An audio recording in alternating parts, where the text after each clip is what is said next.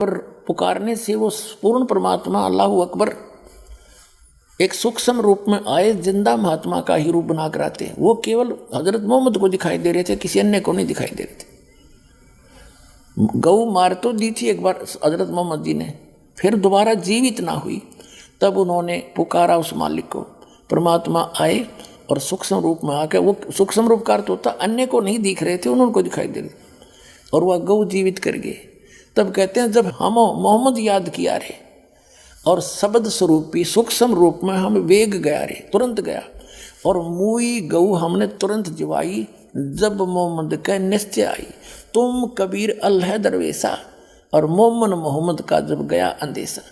और उसके बाद फिर उन्होंने खूब पुकार लिया, मुझे ले चलो वहाँ पर। फिर वो नहीं लेकर गए, क्योंकि उन्होंने अवज्ञा कर दी थी मालिक की उस वाणी का। तो कहने का भाव ये है कि अब वो कह रहा है उस पूर्ण परमात्मा के डर से ये ज्ञान तो सत्य देते हैं, लेकिन अपना हाथ खड़ा कर देते हैं कि मैं उसके बारे में नहीं जानता, किसी और से पूछ लो। ऐसे ही श्रीमद् भगवद गीता अध्याय नंबर 4 के श्लोक नंबर 34 में गीता ज्ञान दाता यही है जो कुरान शरीफ का ज्ञान दाता। वो कह रहा है कि वो तत्व ज्ञान के अंदर उस पूर्ण परमात्मा की कंप्लीट जानकारी है, पूर्ण जानकारी।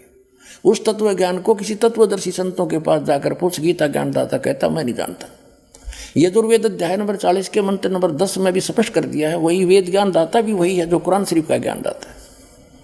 वो कहता है कि परमात्मा को कोई तो शंभुआत्मा ने जन्म लेकर रामकृष्ण के रूप में अवतार धार के आना मानते हैं, कुछ उसको वो जन्म नहीं लेता जन्मा मानते हैं। इसकी यथार्थ जानकारी वो कैसा है भगवान, वो धीरा नाम देंगे, तत्वदर्शी संत देंगे, उनसे पूछो।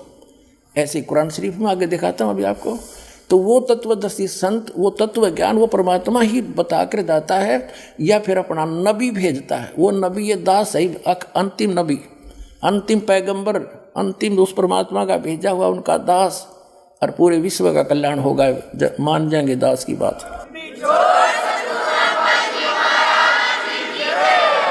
कुरान शरीफ का ज्ञान दाता अपने पैगंबर हजरत मोहम्मद को कह रहा है, और किसी अन्य अल्लाह अकबर अपने से अन्य खुदा की, अन्य अल्लाह की जानकारी दे रहा है। देखिए अब हम यहाँ तक पढ़ चुके हैं कुरान शरीफ सूरत फुरकानी 25, और हम आयत नंबर यहाँ पर आगे हैं। अब हम आयत नंबर 58 पढ़ रहे, 57 पढ़ रहे। और ए पैगंबर उस जिंदा जो तुझे जिंदा रूप में मिला था, इन्हें चैतन्य अर्थ कर दिया, उस जिंदा पर भरोसा रखो जो कभी मरने वाला नहीं, यानी अविनाशी है, और तारीफ के साथ उसकी पाकी बयान करते रहो। यानी कुरान शरीफ के ज्ञानदाता से अन्य है जो परमात्मा, उसकी पाकी बयान करने के लिए कुरान शरीफ का ज्ञानदाता कह रहा है हजरत मोहम्मद को। और अपने बंदों के गुनाहों से वह काफ़ी खबरदार है। ये तो वो खबरदार यानी खूब जानता है तुम्हारे सबको जो जैसा करता है। और ये वही है जिसने 58 पढ़ दी, 59 आयत है, जिसने आसमानों और ज़मीन और जो कुछ उनके बीच में है सबको 6 दिन में पैदा किया, फिर तख्त पर जा बिराजा, तख्त पर जा बैठा। वह अल्लाह बड़ा, वो अल्लाह अकबर है, वो अल्लाह कबीर है, वो अल्लाह बड़ा है, रहमान है, दयालु है। तो उसकी खबर किसी बाखबर यानी इल्म वाले से, तत्वदर्शी संत से पूछ देखो। कुरान शरीफ का ज्ञानदाता यहाँ इसने स्पष्ट कर दिया है कि मैं नहीं जानता उस अल्लाह अकबर बड़े भगवान, उस महान परमात्मा की, कंप्लीट गॉड की, ग्रेट गॉड की जानकारी मुझे नहीं है, वो तत्वदर्शी संत से पूछ लो। इससे कुरान शरीफ का सारा ज्ञान समझ में आ जाता है कि जो इसने अपने सत्र का ज्ञान दिया है उसमें चाहे इसने मांस खाना लिख रखे हो, चाहे कुछ भी खाना बता दिया हो, ये अल्लाह अकबर का आदेश नहीं है, ये तो कुरान शरीफ के ज्ञानदाता का आदेश है। इसका पालन करने से परमात्मा का, अल्लाह अकबर का विधान टूटता है, क्योंकि उस अल्लाह अकबर ने तौरात नामक पुस्तक के उत्पत्ति ग्रंथ में स्पष्ट कर दिया, 6 दिन में जिसने सृष्टि रची उसमें आदेश दे दिया है कि कोई भी प्राणी, ना मनुष्य ना अन्य प्राणी, जैसे पृथ्वी पर रेंगने वाले चौपाए पशु, जलचर, हवा में उड़ने वाले, ये कोई मांस नहीं खाएगा। थोड़ी सी झलक दिखाता हूँ। पुण्यात्माओं, ये तत्व ज्ञानहीन प्राणी आपको विचलित कर देंगे कि बाइबल में तो मिलावट है, और ये भी कहते हैं फिर वो कि हम तो इन 4 पुस्तकों पर ईमान रखते हैं, 4 होली बुक पर, तौरात, जबूर, इंजिल और कुरान। तो पहले आपको वो आसमानी किताब तौरात से दिखाएंगे सृष्टि उत्पत्ति। ये देखिएगा, ये आसमानी किताबें ये इकट्ठी जल्द की गई हैं, तौरात, जबूर, इंजिल। अब देखिएगा,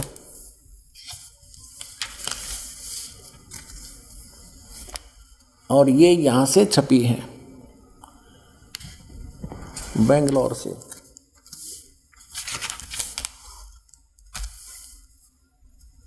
ये आसमानी किताब तौरात, जबूर, इंजिल, उर्दू स्क्रिप्ट्स, ये यहाँ से, ये देखो,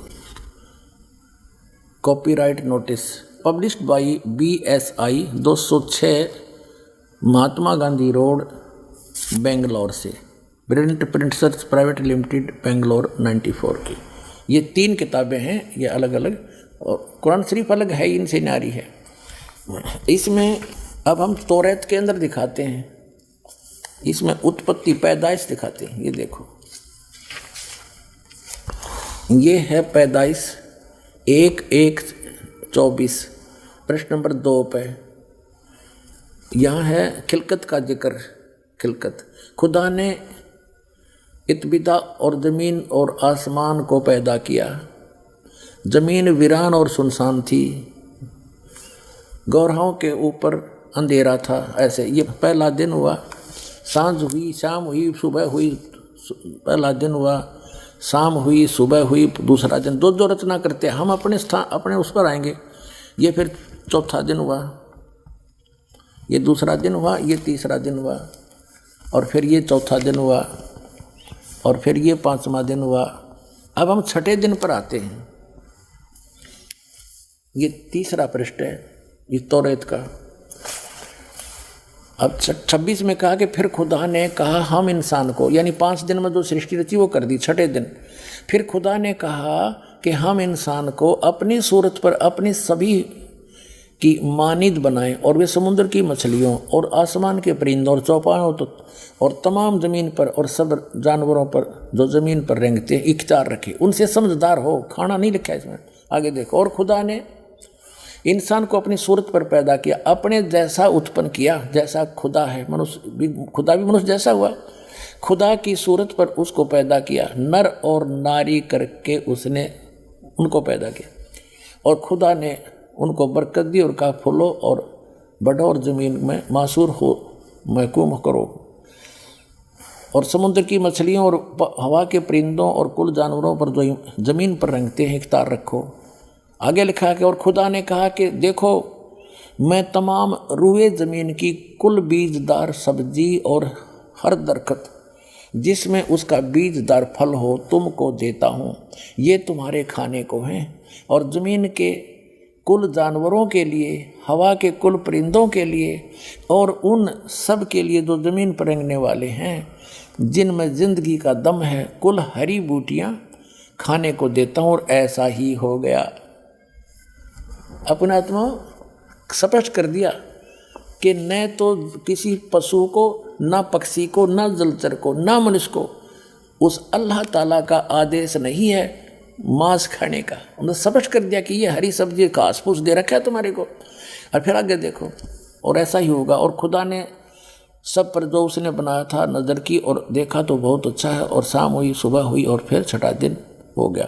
फिर उसके बाद आसमान और ज़मीन उनके कुल लश्कर का बनाना ख़त्म हुआ। और खुदा ने अपने काम को जिसे वो करता था 7वें दिन पूरा ख़त्म किया, और अपने सारे काम से जिसे वो कर रहा था 7वें दिन फारिग हुआ। और खुदा ने 7वें दिन को बरकत दी और उसे मुकद्दस ठहराया, क्योंकि उसमें खुदा सारी कायनात से जिसे उसने पैदा किया, बनाया और फारिग हुआ। अब इसको पवित्र बाइबल में दिखाता हूँ एज इट इज, ना तो ये आपको बरगला देंगे आपको ये नकली अटपट करने वाले मारे सट्टे ने। हमने बहुत अच्छी तरह ताल में इल्म हूँ मैं, ये कहते हैं जो इनके पढ़ने वाले विद्वान, और कक्का पता नहीं इनको। ये देखिएगा, ये पवित्र बाइबल है, संपूर्ण जीवन अध्ययन बाइबल। ये कहाँ से छपा, ये देख लीजिएगा, संपूर्ण जीवन अध्ययन। ये देखिएगा, journal editor down and C stamps MADV, associate editor ये जे जवाली, Wesley Adams PhD, life publishers international, Springfield, Mysore, USA, printed in India. अब ये वही है सारा कुछ, और ये सारा दिखाए तुम, पढ़ लो तुम। अब इसके हम इस पे आते हैं उत्पत्ति पर। देखिएगा, ये उत्पत्ति जिसको अंग्रेजी में इन्होंने कहा है जेनेसिस 1, प्रश्न नंबर 4 पे। आदि में यानी प्रारंभ में परमेश्वर ने आकाश और पृथ्वी की सृष्टि की। पृथ्वी बेडौल और सुनसान पड़ी थी, यह इस पर पहला दिन हुआ। फिर परमेश्वर ने जो कहा, जल के बीच एक ऐसा अंतर हो कि जल 2 भाग हो जाए। सारा कुछ क्या, सांझ हुई, भोर हुई, फिर दूसरा दिन हो गया, फिर सांझ हुई, भोर हुई, तीसरा दिन हो गया।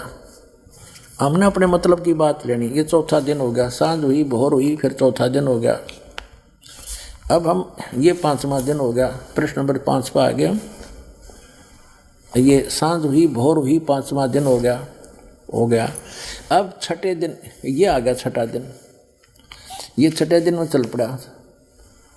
इस प्रकार परमेश्वर ने पृथ्वी की जाति जाति के वन पशुओं को और जाति जाति घरेलू पशुओं और जाति जाति की भूमि पर सब रेंगने वाले जंतुओं को बना, और परमेश्वर ने देखा अच्छा है। फिर परमेश्वर ने कहा कि हम मनुष्य को, उन सब पशु पक्षियों को बनाकर, फिर हम मनुष्य को अपने स्वरूप के अनुसार बनाएं, अपनी समानता में बनाएं, और वे समुद्र की मछलियों और आकाश के पक्षियों और घरेलू पशुओं और सारी पृथ्वी पर सब रेंगने वालों जंतुओं पर जो पृथ्वी पर रेंगते अधिकार रखें। इनसे समझदार हो, जैसे भैंस, गाय, बैल, इनको हमने अपने काम के लिए प्रयोग कर लिया, इनको खाना नहीं, सताना नहीं, इनको जैसे गाय भैंस आपने रखी, उसको पहले आप पेट भरते हो, चराते हो, उसको नहवाते हो, धोआते हो, प्यार से रखते हो, जब वो दूध देती है। तो ऐसे कहा, खाने के लिए नहीं कहा उस मालिक ने। देखो आगे, तो परमेश्वर ने कहा मनुष्य को अपने स्वरूप के अनुसार बनाए, अपनी समानता बनाए। तो भगवान फिर कैसा हुआ, फिर परमेश्वर ने कहा हम मनुष्य को अपने स्वरूप के अनुसार बनाएं, अपनी समानता बनाएं, और वो समुद्र की मछलियों और आकाश के पक्षियों और घरेलू पशुओं और सारी पृथ्वी पर रेंगने वाले जंतुओं पर जो पृथ्वी पर रेंगते अधिकार रखे। आगे देखो, तब परमेश्वर ने मनुष्य को अपने स्वरूप के अनुसार उत्पन्न किया, अपने ही स्वरूप के अनुसार परमेश्वर ने उसको उत्पन्न किया, नर और नारी करके उसने मनुष्यों की सृष्टि की। तो भगवान कैसा, नर आकार, मनुष्य सदृश, जैसे जिनको परमात्मा मिले सचखंड लेकर गए, वापस छोड़ा, उन्होंने बताया हमरे ही निहार है, हमारा सृजनहार, अपना हमारा भगवान हमारे जैसी शक्ल का है, लेकिन उसकी बॉडी वो उस वहाँ जाकर के सभी का जो शरीर है इमोर्टल हो जाता है, अविनाशी शरीर मिलता है, वो मटेरियल सारा अविनाशी मटेरियल का शरीर है। और यहाँ पर ये नासवान है ये शरीर। यहाँ जब आता है परमात्मा अपनी ओरिजिनल बॉडी से ही आता, वो अविनाशी, वो ऐसे ही किसी माँ से जन्म नहीं लेता, सह शरीर आता है, सह शरीर चला जाता है। आपको प्रमाण दिखाएंगे, अल्लाहू अकबर, सह शरीर आया था, बालक रूप धारण किया, लीला करते बड़े हुए, फिर सह शरीर चले गए लाखों लोगों के सामने। अब ये स्पष्ट हो गया कि परमात्मा ने मनुष्य को अपने जैसा अपनी सूरत में अपने शकल के अनुसार अपने जैसा रचा। तो भगवान भी, अल्लाह भी मनुष्य जैसा है। और आगे फिर वो क्या कहता है देखो, और परमेश्वर ने कहा नर और नारी करके उनकी सृष्टि की, और परमेश्वर ने उनको आशीष दी, उनसे कहा फूलो फलो और पृथ्वी पर भर जाओ और उसको अपने वश में कर लो, और समुद्र की मछलियों तथा आकाश के पक्षियों और पृथ्वी पर रेंगने वाले जंतुओं पर अधिकार रखो। यानी उनसे जैसे इंसान ने शेर तक को भी काबू कर लिया, हाथियों को भी बांध लिया, तो इस ऐसे कंट्रोल करने के लिए कहा उन्होंने। आगे देखो, फिर परमेश्वर ने उनसे कहा, यानी मनुष्यों को भी, फिर परमेश्वर ने उनसे कहा कि सुनो, जितने बीज वाले छोटे छोटे पेड़, ये मनुष्यों के लिए आदेश है, सारी पृथ्वी के ऊपर हैं, और जितने वृक्षों में बीज वाले फल हैं वे सब मैंने तुमको दिए तुम्हारे भोजन के लिए। मनुष्य के लिए उस अल्लाह ताला का आदेश अल्लाहु अकबर, जिसने 6 दिन में सृष्टि रची, 7वें दिन तख्त पर जा बैठा, वो है अल्लाहु अकबर है। वो अल्लाह कबीर है, वो कंप्लीट गॉड है, वो सर्जनहार है, वो क्रिएटर है। उस क्रिएटर का आदेश नहीं है मांस खाने का मनुष्य को। ये पक्षी, पशु पक्षियों को भी नहीं है। आगे देखो, तुम्हारे भोजन के लिए, ये तो मनुष्यों के लिए। आगे देखो, यहाँ आगे हम, और जितने पृथ्वी के पशु और आकाश के पक्षी और पृथ्वी पर रेंगने वाले जंतु हैं, जिनमें जीवन का प्राण है, उन सब के खाने के लिए मैंने सब हरे हरे छोटे पेड़ दिए, और वैसा ही हो गया, यानी घास फूस से। और तब परमेश्वर ने जो कुछ बनाया था वो देखा, तो क्या देखा, वह बहुत अच्छा है। तथा सांझ हुई, फिर भोर हुआ। इस प्रकार ये 6वां दिन हो गया। अब 7वां दिन, यूं आकाश और पृथ्वी और उनकी सारी सेना का बनाना समाप्त हो गया, और परमेश्वर ने अपना काम जिसे वह करता था 7वें दिन समाप्त किया, और उसने अपने किए हुए सारे काम से 7वें दिन विश्राम किया। और परमेश्वर ने 7वें दिन को आशीष दी और पवित्र ठहराया, क्योंकि उसमें उसने सृष्टि की रचना के अपने सारे काम से विश्राम के लिया। ठीक, अपने आत्माओं, जो क्रिएटर है, जो सबका रचनहार है, जो अल्लाहु अकबर है, जो सुप्रीम गॉड है, उसने 6 दिन में सृष्टि रची, 7वें दिन तख्त पर जा बैठे। उसी के विषय में कुरान शरीफ में स्पष्ट किया है कि ये वही है। कुरान शरीफ का ज्ञानदाता कह रहा है, ये वही अल्लाहु अकबर है जिसने 6 दिन में सृष्टि रची, 7वें दिन तख्त पर जा बैठा। उसकी खबर किसी बाखबर से पूछ लो, वो तो 7वें दिन सारी रचना रच कर चला गया। उसके बाद इस काल के अंतर्गत आ गया बागडोर, और इसने फिर अपने 3 पुत्रों को ड्यूटी दे रखी है। इस काल भगवान ने भी अपने 3 पुत्रों को, ब्रह्मा विष्णु महेश को ड्यूटी दे रखी है आके संभालन की। तो वो आगे ही ने बागडोर संभाल ली। जब आदम और हव्वा को उस परमात्मा ने बना दिया, आदम को वचन से बना दिया, उसकी हड्डी हड्डी से, जैसे भी ये मानते हैं, हव्वा बना दी, ठीक है, वो तो उसको छोड़ दिया। फिर ले लिया इस काल ने कंट्रोल में, और इसको ले गया ब्रह्मा, क्योंकि उस सूक्ष्म वेद के अंदर कहा है कि वही मोहम्मद, वही महादेव, वही आदम, वही ब्रह्मा, दास गरीब दूसरा कोई नहीं, देखा अपने घर में। अब दास तो आपको दिखाना चाह रहा है कि उसके बाद 3 देवताओं ने, ब्रह्मा विष्णु महेश ने यहाँ की बागडोर संभाल ली। इस पवित्र बाइबल में स्पष्ट है, जब आदम को और उसकी पत्नी को इस यहाँ के का भगवान ने, जिसको ये भगवान मानते हैं, ब्रह्मा ने, वास्तव में ये है कि ब्रह्मा ने उनको एक वाटिका में छोड़ दिया। उनको इतना मंदबुद्धि बना रखा था कि उनको कोई आभासा नहीं था। उनसे कहा कि और सब इस वाटिका के सब वृक्षों के फल आप खा लो, लेकिन ये बीचों बीच जो जीवन जो फल हैं, बीच वाले वृक्षों के फल मत खाना, खाओगे तो मर जाओगे तुम। यानी झूठ बोलना शुरू किया इसने। एक दिन वो काल आ गया सर्प बन के, वो शैतान कह दिस नहीं, और सर्प बन के आके हव्वा को बोल दिया कि ये बीच वाले पेड़ के फल क्यों नहीं खाते तुम। उन्होंने कहा कि हम और सब फल खा सकते हैं, अल्लाह ने कह रखा है कि बीच के फलों को ना खाना, तुम मर जाओगे। सर्प ने कहा, काल आ गया सर्प बन के, कि ऐसी बात नहीं है, ये तो बहुत अच्छे फल हैं, इनको खाने से तुम मरोगे नहीं, बल्कि तुम्हें भले बुरे का ज्ञान हो जाएगा। तो उस औरत ने, हव्वा ने फल तोड़ा, आप भी खा लिया, अपने पति को भी खवा दिया। तो उनको आभास हुआ, उनका नशा सा उतर गया कि तुम तो नंगे हैं हम। उनको शर्म आई एक दूसरे से। उन्होंने अंजीर के पत्ते तोड़कर लंगोट बांध लिए दोनों ने। फिर कहते हैं शाम के समय वो अल्लाह यानी खुदा, वो परमात्मा आया, उसकी पैर की कदम की आवाज़ सुनकर वो दोनों छुप गए वाटिका में। और उस भगवान ने आवाज़ लगाई, ईश्वर ने, कि तुम कहाँ हो आदम। आदम ने कहा कि मैं आपकी आवाज़ सुनकर घबरा गया और मैं छुप गया क्योंकि मैं नंगा हूँ। तो कहते हैं भगवान ने कहा कि क्या तुमने वो फल खा लिए जो मैंने मना किए थे। हाँ हमने खा लिए, मेरी पत्नी ने खिला दिए। उसकी पत्नी से पूछा तो उसने कहा कि सर्प ने बहका दिया, हमने इसलिए खा लिए। तो वो अल्लाह जिसने ये भगवान कहते हैं पवित्र बाइबल के पढ़ने वाले, उसने सोचा कि अब इन आदम और हवा ने वो फल खा लिए, ये भले और बुरे का ज्ञान कराने वाले फल खा लिए, और कहीं ऐसा ना हो कि इसी वाटिका में ऐसे भी फल लगे हैं, ऐसे वृक्ष भी हैं जिनका फल तोड़ कर ये खा लेंगे तो ये अमर ना हो जाएं, और हम में से एक के समान हो जाएंगे अगर ये फल खा लिया तो। अब दिखाते हैं हाय हाय, जैसे ये, क्योंकि little knowledge is the dangerous thing, नीम हकीम खतरा जान।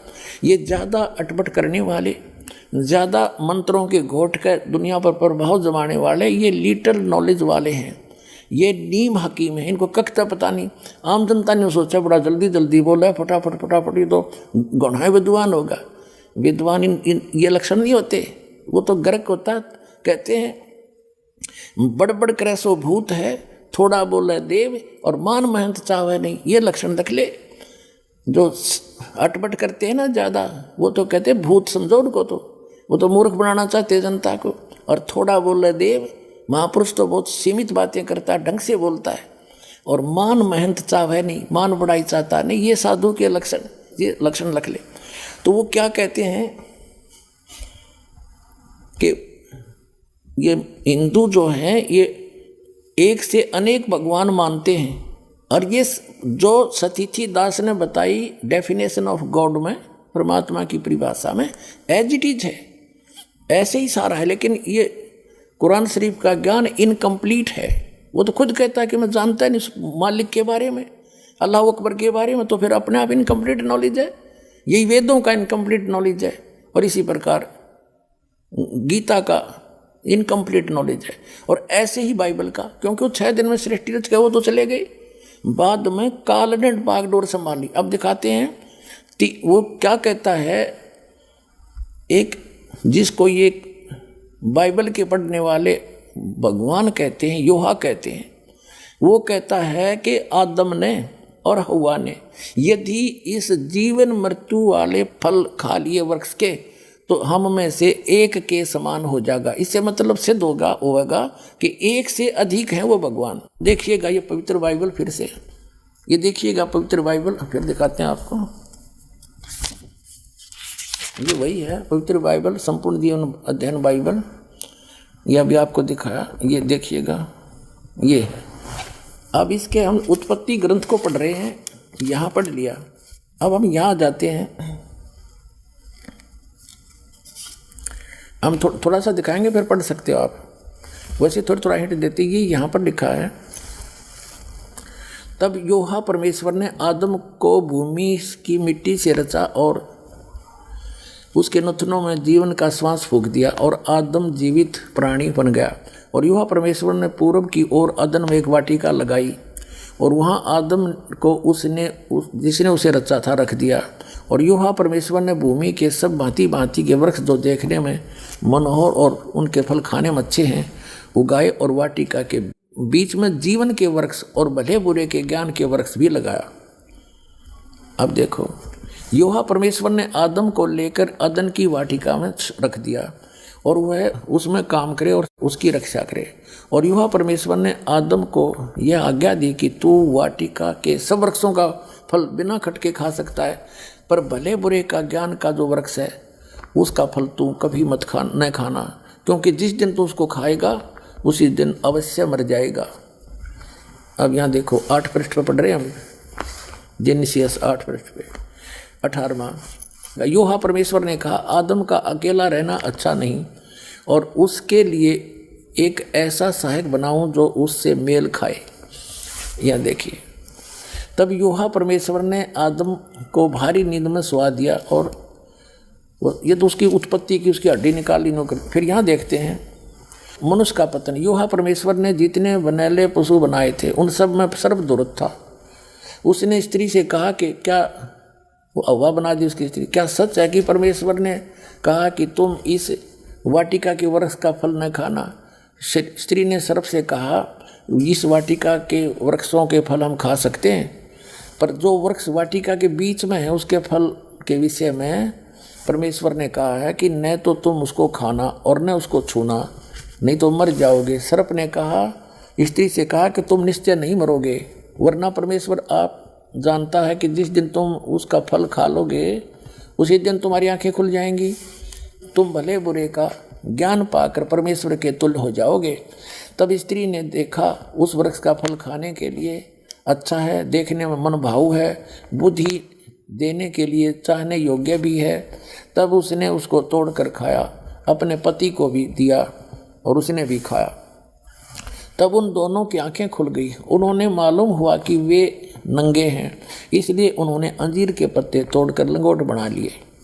तब यहोवा परमेश्वर जो दिन के ठंडे समय वाटिका में फिरता था का शब्द सुनाई दिया। तब आदम और उसकी पत्नी वाटिका के वृक्षों के बीच यहोवा परमेश्वर से छिप गए। तब यहोवा परमेश्वर ने पुकार कर आदम से पूछा, तू कहाँ है? यानी वो भगवान इतना अज्ञानी है कि नहीं पता फिर वो कहाँ छुप रहे हैं। अब और वाटिका में घूमने फिरने लग रहा है। सारे बाइबल के पढ़ने वाले ईसाई यहूदी कहते हैं भगवान तो निराकार है। बताओ अकल है कोई ज्ञान? ये देखो इसमें स्पष्ट है, घूमे फिर सारी बात कर रहा। यहोवा परमेश्वर ने पुकार कर आदम से पूछा, तू कहाँ है? तो उसने कहा, मैं तेरा शब्द बारी में सुनकर डर गया, क्योंकि मैं नंगा था इसलिए छिप गया। अब उसने कहा, किसने तुझे बताया कि तू नंगा है?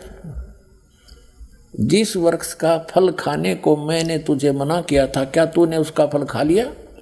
खा लिया है। आदम ने कहा, जिस स्त्री को तूने मेरे संग रहने को दिया है उसी ने उस वृक्ष का फल मुझे दिया और मैंने खा लिया। तब यहोवा परमेश्वर ने स्त्री से कहा कि तूने यह क्या किया? अब स्त्री ने, हव्वा ने कहा कि सर्प ने मुझे बका दिया तब मैंने खा लिया। अब हम अपने मतलब की बात पढ़ेंगे। दास ये सिद्ध करना चाहता है कि परमात्मा निराकार नहीं है, वो मनुष्य जैसा है और एक नहीं, अपने अपने सतर के ये प्रभु। जैसे दास ने परिभाषा प्रभु की बताई कि जैसे तहसीलदार अपने सतर का साहब, गॉड खुदा मालिक, और एसडीएम अपने सतर का, डिप्टी कमिश्नर अपने सतर का, कमिश्नर अपने सतर का, राज्य का मंत्री अपने सतर का साहब है, मुख्यमंत्री भी अपने सतर का खुदा है, साहब है, उसका मालिक है, प्रभु है, स्वामी है।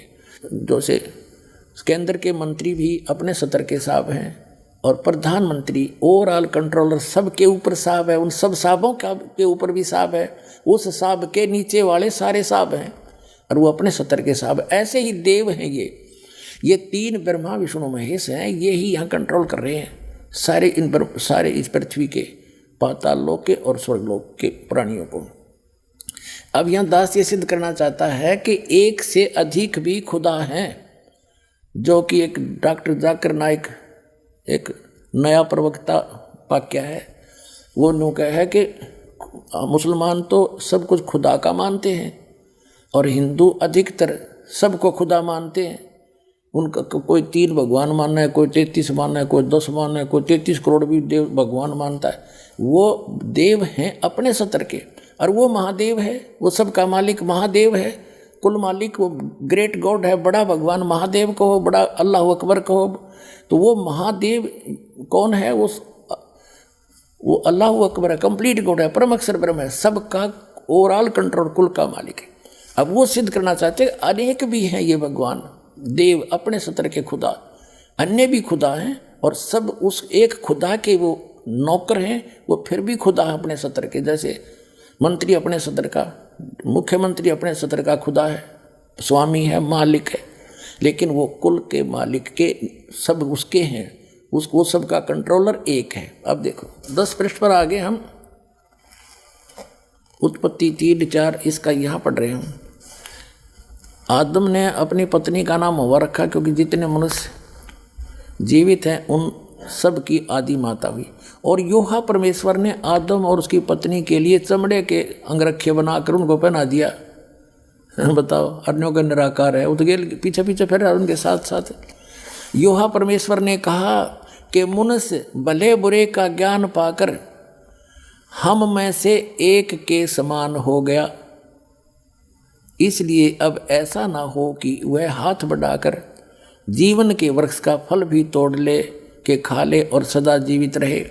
अब इसे सिद्ध हो गया कि जो परमेश्वर है उसने कहा, जो इनका परमेश्वर है ईसाइयों का, यानी जो पवित्र बाइबल का जो आगे ज्ञान दे रहा है, क्योंकि ज्ञान तो ये ब्रह्म दे रहा है, सरपुरुष जो कुरान शरीफ का ज्ञान दाता है, और ये उस अल्लाह अकबर के बारे में बता रहा है कि उसने 6 दिन में सृष्टि रची, ऐसे ऐसे कहा सबको, वो तो चला गया। अब ये उसके जो है वो खुद बागडोर संभाल ली, न सोच ले उसने, वो स्वयं आता नहीं, अन्य रूप धारण कर लेता है। जैसे तीनों पुत्रों को उसने यहाँ के कंट्रोलर बना रखा है, मुख्य ये है कंट्रोलर इस 3 लोग के एक एक विभाग के मंत्री। तो ये क्या कह रहा है, जिसने आदम को कपड़े बनवाए और उसको मना किया कि बीज का फल ये ना खाना, उसने खा लिया। अब वो क्या कह रहा है कि ये भले बुरे के वृक्ष का फल खाकर ये हम में से एक के बराबर हो गया। इसका मतलब एक से अधिक परमेश्वर हैं, अल्लाह हैं। ये देखो, फिर योहा परमेश्वर ने कहा, मनुष्य यानी आदम भले बुरे का ज्ञान पाकर हम में से एक के समान हो गया।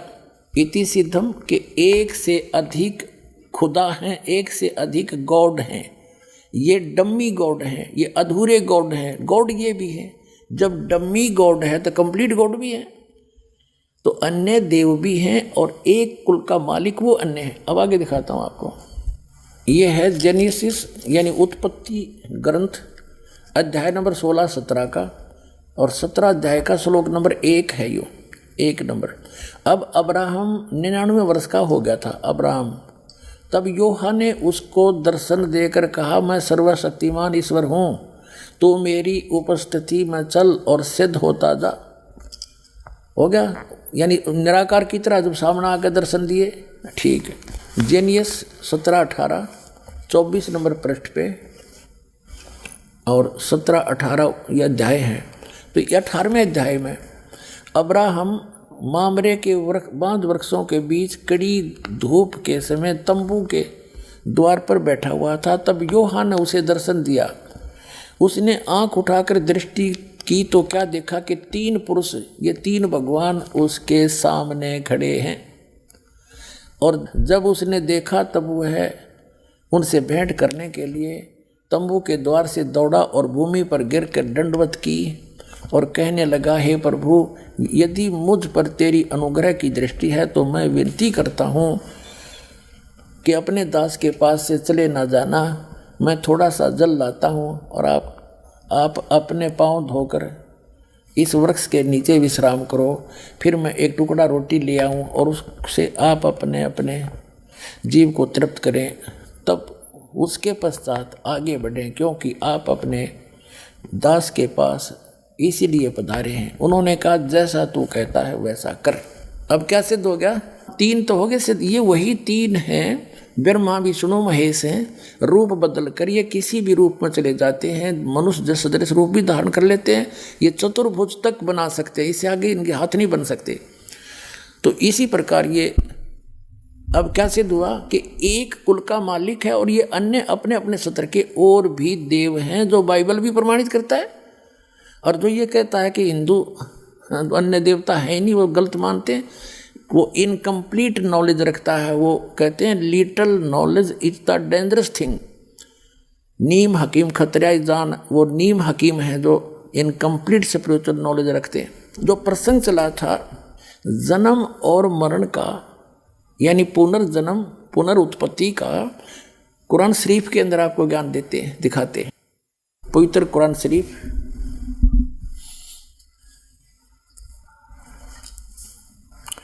ये वही कुरान शरीफ है।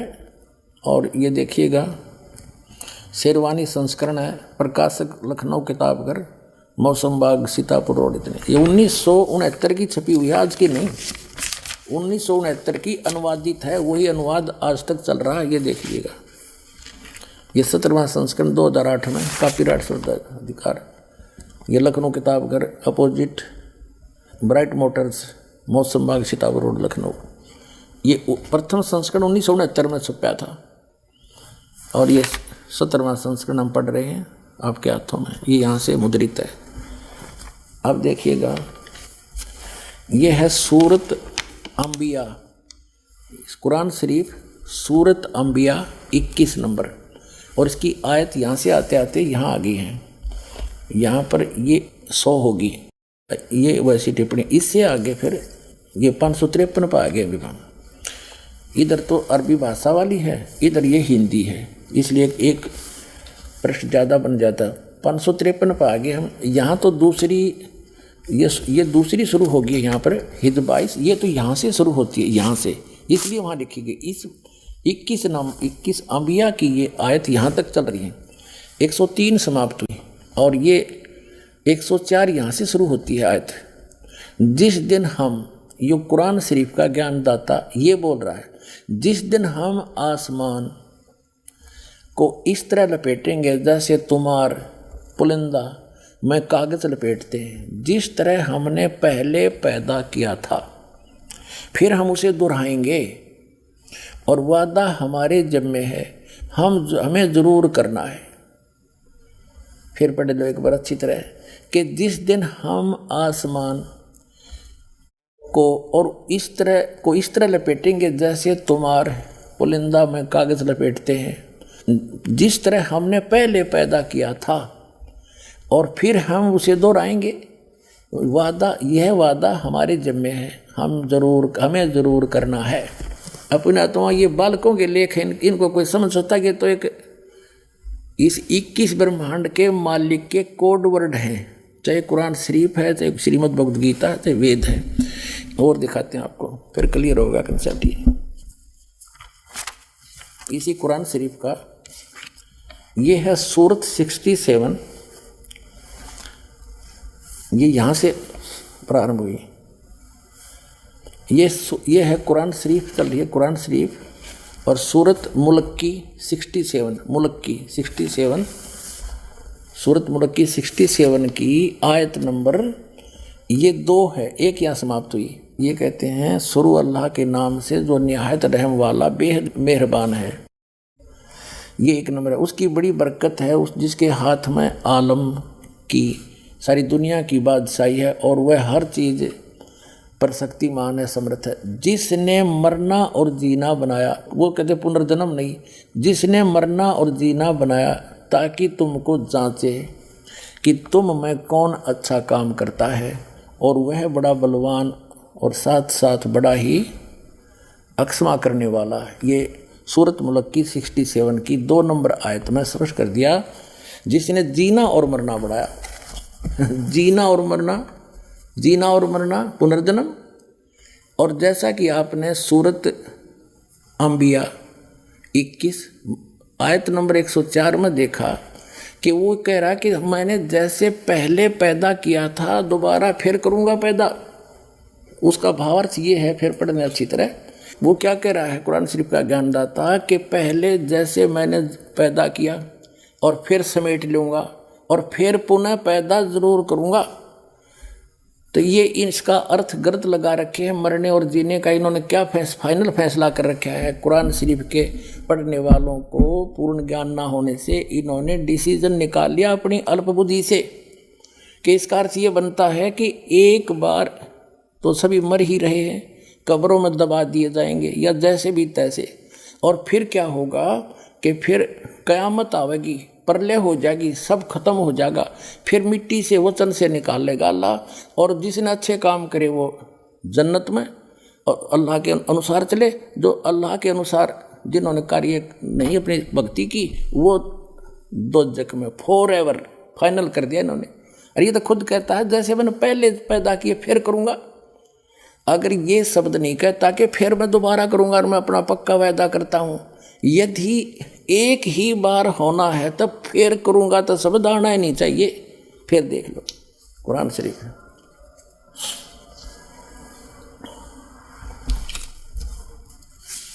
ये वही किताब है कुरान शरीफ। फिर दोबारा दिखाते हैं आपको। यह है सूरत अंबिया 21, कुरान शरीफ सूरत अंबिया 21 की आयत नंबर ये चलती चलती आ रही है। ये आगे ये 100, इसके बाद यहाँ आ जाती है 553 पृष्ठ पर। मौसम बाग सीतापुर रोड लखनऊ से छपे प्रकाशन के। यहाँ देखिएगा 103 खत्म हुई, 104 नंबर आयत चली।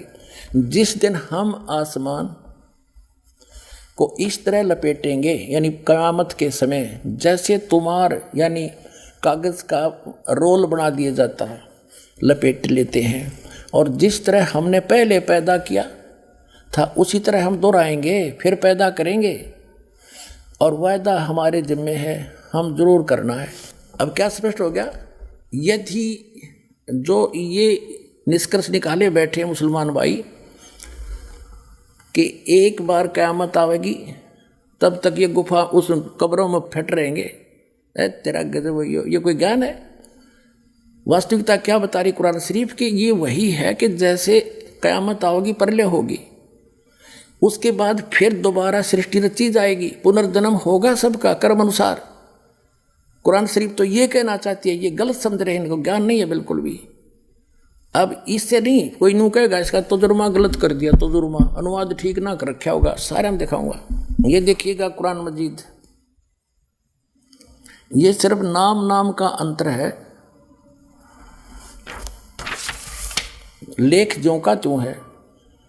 ये है तजुर्मा मौलाना फ़तेह मोहम्मद खां साहिब जालंधरी तसही, मौलाना अब्दुल मजीद सरवर साहिब, प्रकाशक है Farid book depot private limited, नई दिल्ली से। यही है सारा कुछ, वही है। ये 2006 में छपा है, 982 पृष्ठ हैं। ये यहाँ से प्रकाशित है, दरियागंज नई दिल्ली से। इनके फ़ोन और फॉक्स नंबर। अब आपको दिखाते हैं, ये है सूरत अंबिया कुरान मजीद। नाम बदल रखा, शरीफ कहो चाहे मजीद कहो, कोई अंतर नहीं है। सूरत अंबिया 21।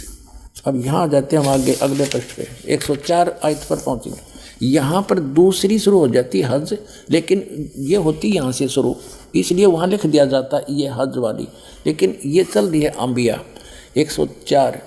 जिस दिन हम आसमान को इस तरह लपेट लेंगे जैसे खेतों का तुमार लपेट लेते हैं, जिस तरह हमने कायनात को पहले पैदा किया था, आए है उसी तरह दोबारा पैदा करेंगे। यह वायदा जिसका पूरा करना ज़रूरी है, हम ऐसा ज़रूर करने वाले हैं। लेकिन इनका जो सिद्धांत है, इन मुसलमान भाइयों ने इस कुरान शरीफ को ठीक से ना समझ कर वो गलत निष्कर्ष निकाल रखा है कि बस इनका फाइनल ये है कि चलते रहेंगे, मरते रहेंगे, कब्र में दबाते रहेंगे, और जब क़यामत आएगी फिर भगवान यानी सब कुछ नष्ट हो जाएगा। आसमान भी इसने कह दिया समाप्त कर दूंगा, तो रहेगा क्या फिर?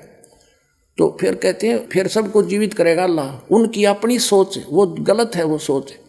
और फिर सदा के लिए वो स्वर्ग वाले स्वर्ग में, निकम्मे वाले नरक में, फिर दोबारा जन्म होना नहीं। और ये कहते हैं इस कायनात को पहले की तरह मैं फिर से उत्पन्न करूँगा, फिर पैदा करूँगा, ये मेरा पक्का वायदा है। एक और दिखाता हूँ, ये देखिएगा, एक और कुरान इसकी अनुवाद दिखाता हूँ आपको। ये देखिएगा, ये मुख्तसर तफसीर एहसनुल बयान तर्जमा मौलाना मोहम्मद जूनागढ़ी, तफसीर हाफिज़ सलाहुद्दीन यूसुफ, हिंदी तर्जमा व तरतीब मोहम्मद ताहिर हनीफ, और ये दारुसलाम प्रकाशक के वितरक। इसमें इन्होंने अपने हिसाब से कर रखा है, यहाँ से उल्टी साइड से चला है, यहाँ से चले हैं ये 1 नंबर यहाँ से शुरू होती है। हम जैसा भी अपने छुपा आ जाते हैं। ये देखिएगा, ये है सूरत अंबिया 21 और 571, ये 572 570 उल्टा चला, इसमें 70 उधर 71 है, और ये 104 नंबर आयत है। जिस दिन हम आकाश को इस तरह लपेट देंगे जिस तरह रोल के कागज़ पंजी का लपेट दिए जाते हैं, और हमने पहली बार पैदा किया था उसी तरह दोबारा करेंगे। यह हमारा मजबूत वादा है और यह हम ज़रूर करके रहेंगे। ठीक हो गया? जिस तरह हमने पहले पैदा किया था उसी तरह फिर करेंगे। अब जैसे आपने ये कुरान शरीफ फिर दिखाते हैं आपको, ये कुरान शरीफ वही है।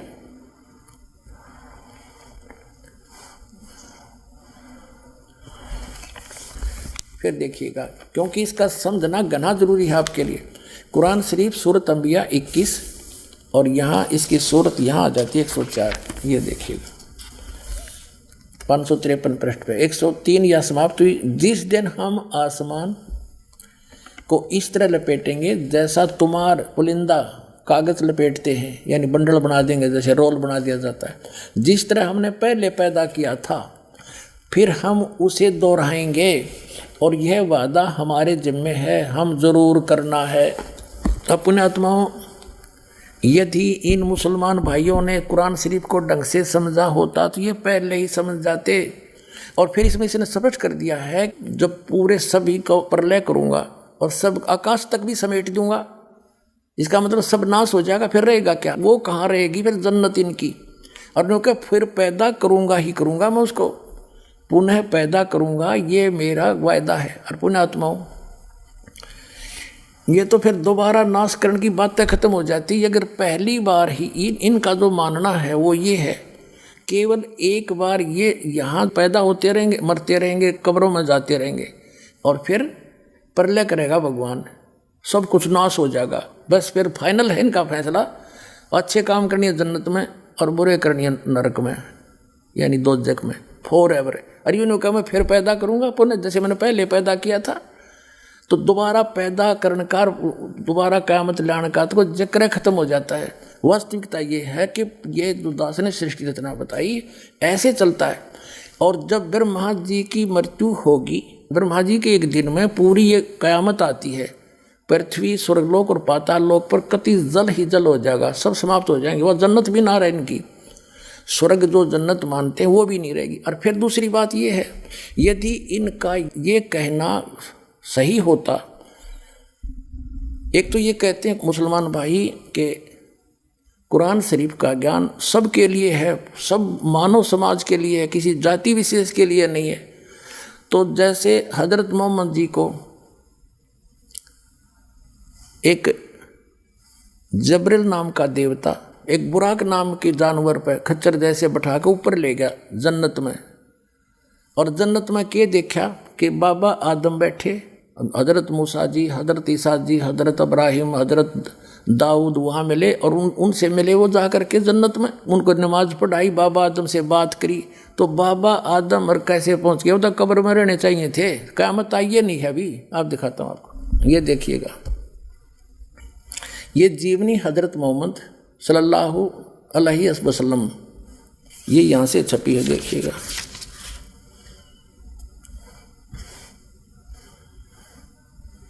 मोहम्मद इनायतुल्लाह सुबहानी, अनुवादक नसीब गाजी फलाई, मकरजबी मकतबा इस्लामी पब्लिशर नई दिल्ली से। यहाँ देखिएगा, जीवनी हजरत मोहम्मद सल्लल्लाहु अलैहि वसल्लम, हिंदी, इस्लामी साहित्य ट्रस्ट, प्रकाशन नंबर 81, सर्वाधिकार प्रकाश का दिन। नाम मूल किताब मोहम्मद अरबी उर्दू से इसकी हिंदी की गई है, ये यहाँ से छपी है और ये यहाँ से मुद्रक है इसका। अब इसमें आपको ले चलते हैं, थोड़ा सा दिखाएंगे, ज़्यादा नहीं, संकेत बहुत है समझदार को। 164 पृष्ठ दिखाते हैं इस पुस्तक के। यहाँ लिखा है कि प्यारे नबी सल्लल्लाहु हज़रत मोहम्मद अपने सच्चे साथियों के बीच बैठे, अल्लाह ने उनको जो बड़े बड़ी नेमत दी थी उनका जिक्र करने लगे और बैतुल मक़दिस से आकाश पर जाने का हाल सुनाया। वहाँ कुदरत के जो जलवे देखे थे उनको भी बयान किया। आप सल्लल्लाहु ने फरमाया कि इस तरह हज़रत जबरील अलैहि मुझे पहले आकाश पर ले गए। वहाँ इंसानों के बाप हज़रत आदम अलैहि मिले। उनका हाल यह था कि जब दाईं ओर देखते तो खिल उठते और हंसने लगते, और बाईं ओर देखते तो मारे गम के आंसू भी भर लेते, क्योंकि दाईं ओर उनकी नेक औलाद के कर्म थे और बाईं ओर उसके बद के। हज़रत आदम अलैहि ने आप सल्लल्लाहु यानी हज़रत मोहम्मद को देखा तो बोले, तुम्हारा आना मुबारक है नेक नबी, है नेक बेटे। आप सल्लल्लाहु ने पूछा, जबरील यानी हज़रत मोहम्मद ने जबरील देवता से पूछा, ये कौन है? तो उन्होंने जवाब दिया, जबरील ने बताया कि ये आदम अलैहि है, हज़रत आदम है, इस सारे इंसानों का बाप। फिर जबरील अलैहि आपको दूसरे आकाश पर ले गए। अब देखो, एक तो इस तरह ये सिद्ध होगी कि जिस जन्नत में ये कुरान शरीफ के आधार से ये जो नमाज आदि पढ़ कर जाना चाहते हैं उस जन्नत में, वहाँ गए हुए प्राणी कितने सुखी। बाबा आदम को ये सुप्रीम मानते अपना, और वो जन्नत में बैठा है। एक बार तो रो रहा है, एक बार हंस रहा है, क्योंकि अब देखो इनकी यह थ्योरी भी गलत सिद्ध होगी कि जब क़यामत आओगी, जब वह सारे पैदा किए जाएंगे इतने इसका वहाँ रहेंगे। अब ये बाबा आदम की सारी संतान ऊपर जा रही, और ये हजरत ईसा, हजरत मूसा, हजरत अब्राहिम, दाऊद, और ये सारे ऊपर बैठे। अब दिखाते हैं आगे। तो कहने का भाव ये है कि तू वो उस जन्नत ने के चाटे, वहाँ भी दुखी वो आदम, कभी रो रहा है कभी हंस रहा है। क्या इसी को जन्नत कहते हैं? यह साधना गलत है। जहाँ ये जाते हैं वो ये काल का लोक है, ये पितर लोक है, और वहाँ एक तरफ पितर लोक है, एक तरफ स्वर्ग है, एक तरफ नरक है। वो बहुत बड़ा क्षेत्र है। तो ये पितर लोक में बैठे हैं सारे, तो वो खा के वो जन्नत, जहाँ वहाँ भी दुखी सबका, इनका हेड ऑफ द डिपार्टमेंट हजरत आदम वहाँ बैठा, कभी रो रहा है कभी हंस रहा है। इसी को जन्नत कहते हैं। कहते हैं वहाँ दुख नहीं, इस तो बड़ा दुख और क्या होगा, सुख का सांस नहीं वहाँ पर। अब ये जन्नत है, इसको जन्नत कहते। देखो प्यारे नबी सल्लल्लाहु अपने सच्चे साथियों के बीच बैठे थे, ये सारा बता दिया। उन्होंने फरमाया कि मुझे पहले आकाश पर ले गया, वहाँ इंसानों के बाप हजरत आदम अलैहि मिले। उनका ये हाल था कि जब दाईं ओर देखते तो खिल उठते, स्वर्ग की तरफ देखे तो अच्छी संतान को देख कर हंसने लग जाते, और बाईं ओर देखते तो मारे गम के आंसू भर लेते, क्योंकि दाईं ओर उनकी नेक औलाद के कर्म थे, बाईं ओर बद के, निकम्मी के। हजरत आदम अलैहि ने आप सल्लल्लाहु यानी हजरत मोहम्मद को देखा और बोले, तुम्हारा आना मुबारक हो नेक नबी, नेक बेटे। अब जब आप सल्लल्लाहु ने पूछा जबरील ये कौन है, तो जबरील ने जवाब दिया, उन्होंने जवाब दिया कि ये आदम अलैहि है, सारे इंसानों का बाप। अलैहि आप सल्लल्लाहु को दूसरे आकाश पर ले गए, फिर तीसरे पर, फिर आगे बढ़ते गए। आप सल्लल्लाहु जिस नबी के पास से गुजरते, ये मनमोहक शब्द कानों में गूंजते, तुम्हारा आना मुबारक है नेक नबी है नेक भाई। इस तरह आप सल्लल्लाहु सातवें आसमान पर पहुंच गए। वहाँ हजरत अब्राहिम अलैहि मिले और देखते ही बोले, तुम्हारा आना मुबारक हो है नेक नबी है नेक बेटे। आप सल्लल्लाहु आगे बढ़े और आगे बढ़े और बढ़ते गए। रास्ते में सौंदर्य के रूप भी देखे, प्रकोप के दृश्य भी, हजारों फरिश्ते भी नजर आए। ये हजारों देवता भी हैं, उनके भी, मुसलमानों के भी देवता हैं, फरिश्ते माने देव और सजदे में पड़े हुए रब का गुणगान कर रहे थे।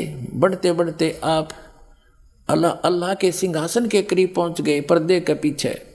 वहाँ आप सल्लल्लाहु पर और आप सल्लल्लाहु की उम्मत पर 50 नमाज दर्ज हुई। वापस आए तो हजरत मूसा अलैहि के पास से गुजर हुआ, क्योंकि कहा कि क्या फर्ज हुआ उम्मत पर। उन्होंने देखते ही पूछा।